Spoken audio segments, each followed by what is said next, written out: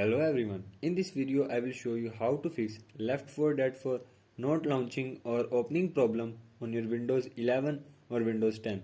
So to fix this issue, follow every step as I am showing in this video, and do not forget to subscribe this channel and also press the bell icon for the latest upcoming videos. Hope so this will fix your problem and help you a lot.